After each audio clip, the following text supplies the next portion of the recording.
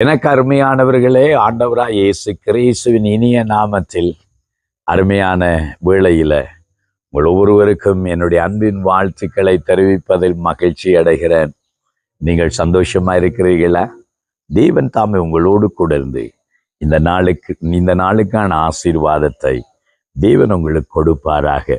சொந்து போயிருக்கலாம், அதறியப்பட்டிருக்கலாம், வாழ்க்கையில தோல்வியுற்றவர்களாய் இருக்கலாம்.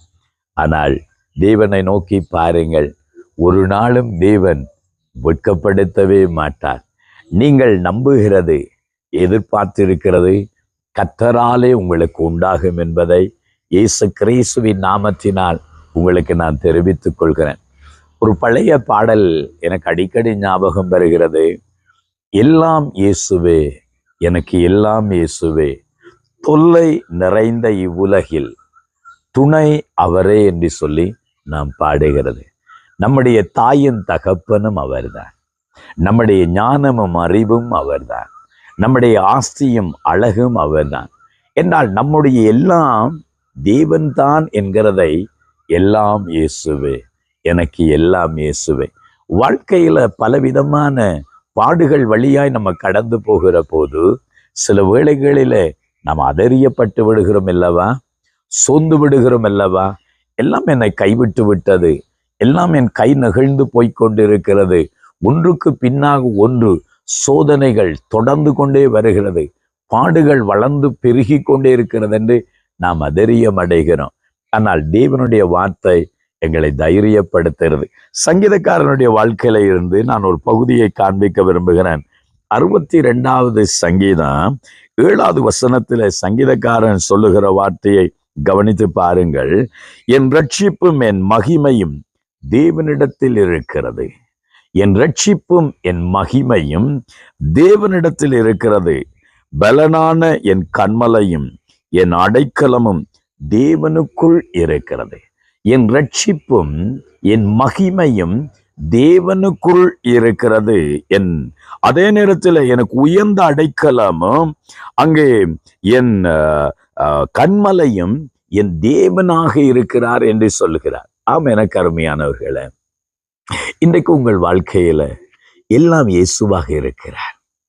உங்களுக்கு தேவனே போதுமானவராய் இருக்கிறார். அதனாலதான் இன்னொரு பாடலை நாம் பாடும்போது பாடுகிறோம், இயேசு போதுமே, இயேசு போதுமே, எந்த நாளிலும் எந்த நிலையிலும் இயேசு போதுமே. இந்த மாமிசம் அழுகி நாறிட்டாலும், மனிதர்கள் என்னை கைவிட்டாலும், என்னை கைவிடாத இயேசு போதுமே. ஆம், இந்த உலகத்தில நம்மை விட்டு சிலது கைவிட்டு போகிற போது நம்ம சோர்ந்து போய் விடுகிறோம் இல்லவா? இந்த செய்தியை கேட்கிற நீங்கள் ஒரு இழப்பினாலே, ஏமாற்றத்தினாலே, ஒரு துக்கத்தினால் நீங்கள் வாடிக்கொண்டிருக்கலாம். மரணம் யாரோ ஒருவர் மூலம் நான் இழந்து விட்டதனால், மரித்து போனதினால் எங்கள் வாழ்க்கையில் ஐயோ நான் நம்பி இருந்தவர் என்னை விட்டு போய்விட்டார் என்று நினைக்கலாம். சில வேளைகளில் நீங்கள் யாரை நம்பினீர்களோ, நம்பிக்கை துரோகம் செய்து விட்டதினால் அவர் உங்களை விட்டு போயிருக்கலாம். ஆனால் உங்களுடைய ரட்சிப்பும் உங்களுடைய மகிமையும் தேவனுக்குள் இருக்கிறதை ஒரு நாளும் அவர் கைவிட மாட்டார். அவரே உங்களுக்கு கன்மலை, அவரே உங்களுக்கு உயர்ந்த அடைக்கலமாய் இருக்கிறதுனால் ஒரு நாளும் நீங்கள் தளர்ந்து போவதில்லை. அதனாலதான் மேல் வசனத்தில் சொல்லப்படுகிற போது சொல்கிறார், என் ஆத்துமாவே தேவனை நோக்கி அமர்ந்திரு, நான் நம்புகிறது கர்த்தரால் வரும் என்று. அவன கருமையானவர்களே, தேவன் உங்கள் வாழ்க்கையில நன்மை செய்வார்.